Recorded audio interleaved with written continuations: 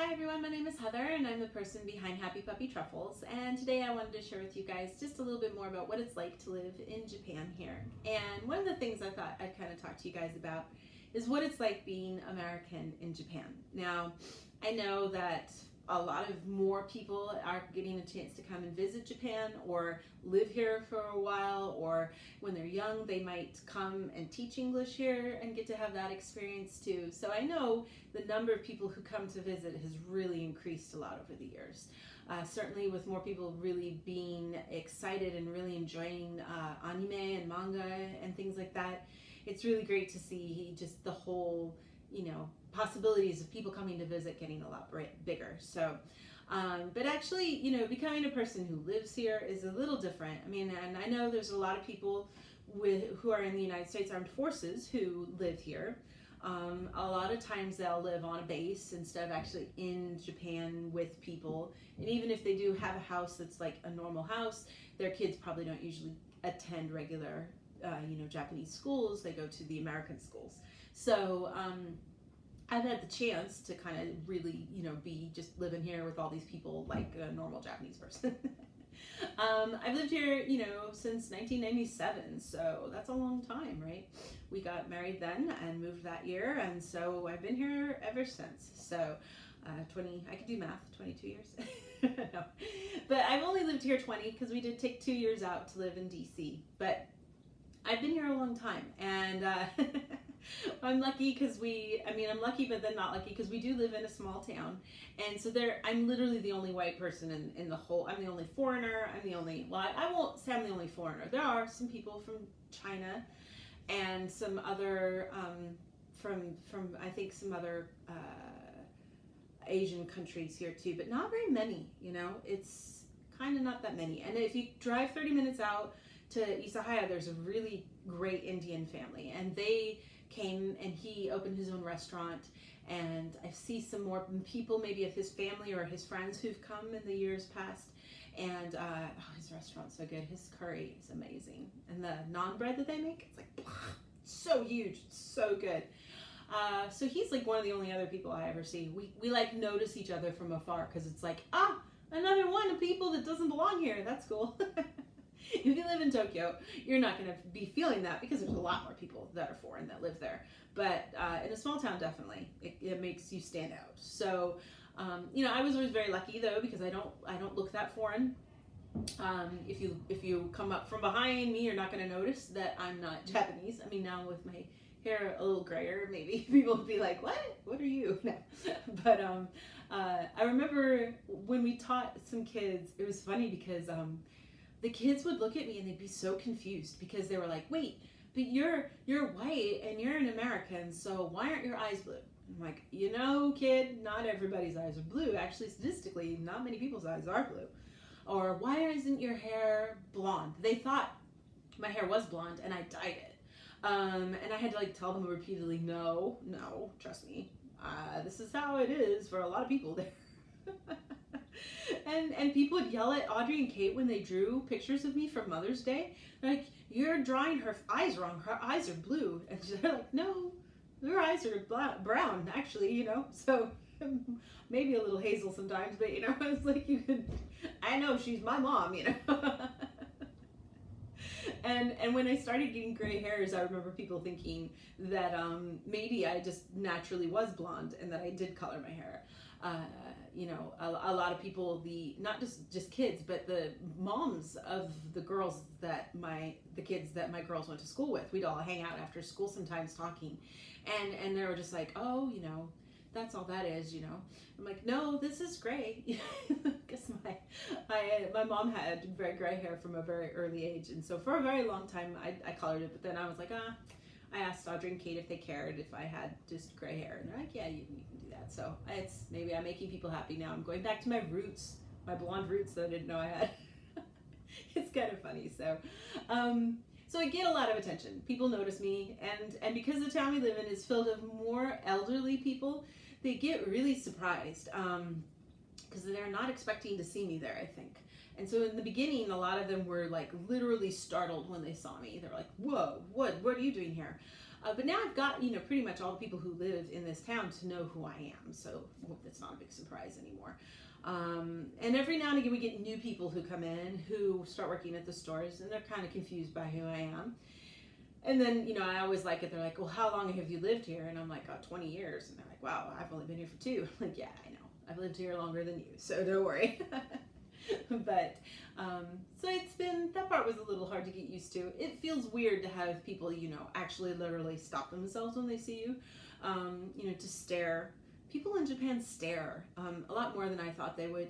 My mom always taught me to not stare. It was bad manners. But here, man, everybody, they stare and they point, and it's a little confusing. Yeah, I had a lot of kids kind of point at me from far away and scream out, "Oh, foreigner, foreigner!" And so I'd scream back, "Ah, Japanese!" That always embarrassed Masai. He hated it when I did that. But I was like, "Oh, no, they deserve that. I get them back." I had people come up to me and just speak English to me. That happens all the time. A lot of times it's just kids who are just so excited and think, oh, wow, I can use the English that they keep telling me all the time at school. So they come up and say, "Hi, my name is blah, blah, bye." And they just leave. And you're like, okay, that was great. But this one dude came up to me, this elderly guy came up to me in the computer store and started having this really long conversation with me in English. And I was like, wow, you must be really excited to talk to me. That's nice. It was a little strange. So that part takes a little getting used to. And for a long time when I first lived here, people, every time I pay for something, they try really hard to show me the number that I have to pay by, turning the register number around or typing on a calculator for me to see. And I'm like, yeah, I understand. I'm good. Don't worry.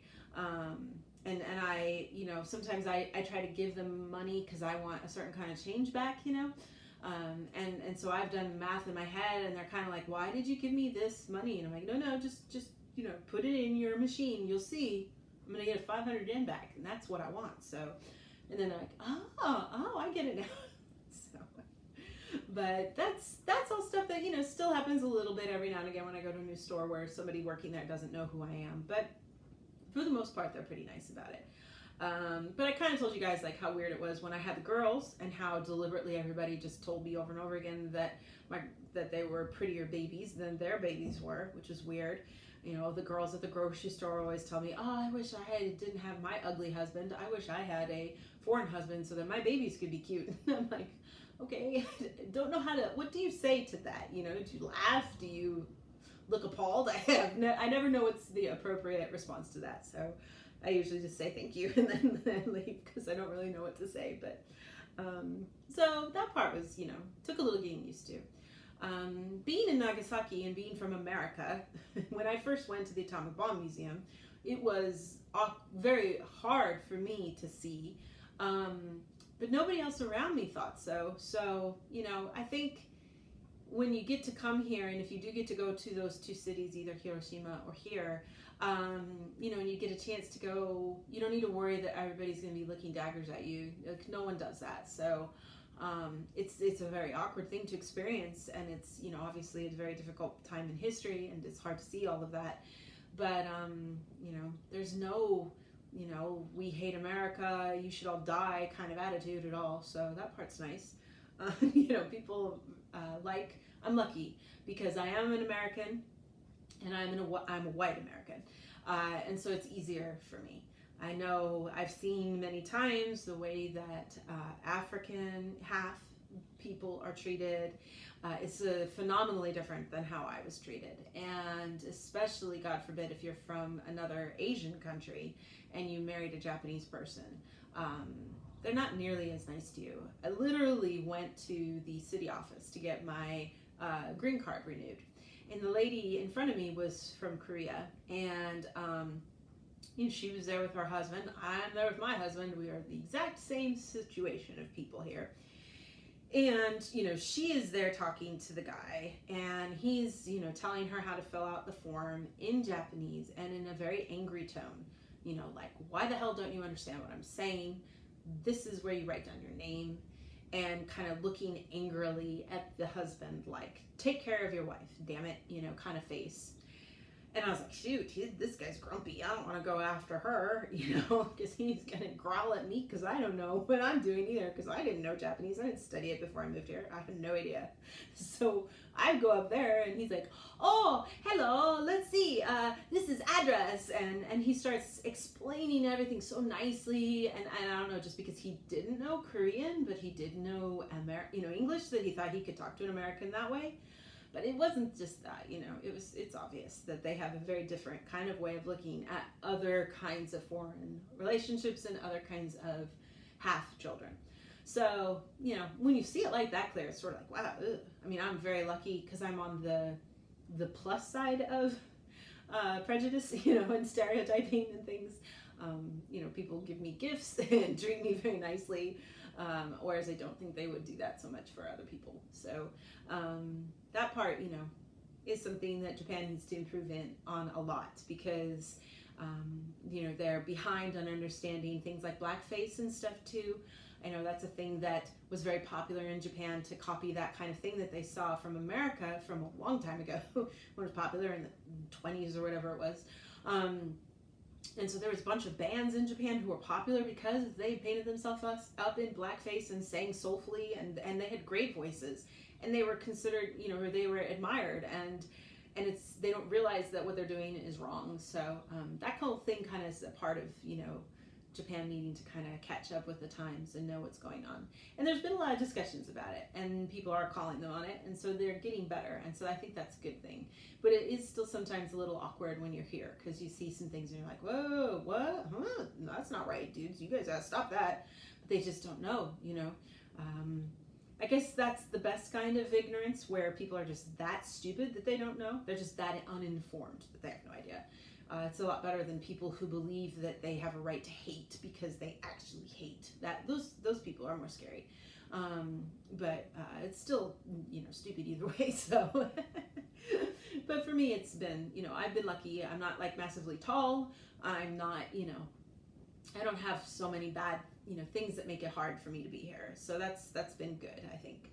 I'm grateful. It would be wonderful to have a beautiful head of flaming red hair.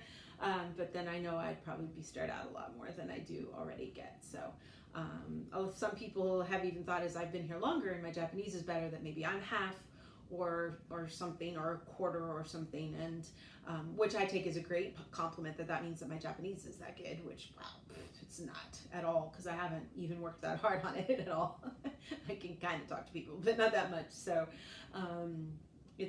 but it's been a different kind of experience to be here for that. So I think, to anybody who wants to come and to get a chance to be here, it can be a really great experience, but you do just need to be careful and, be prepared for things, because my story and my situation and my experiences are only unique to my group of, racial identity and everything. So, other people sadly are going to have a very different experience.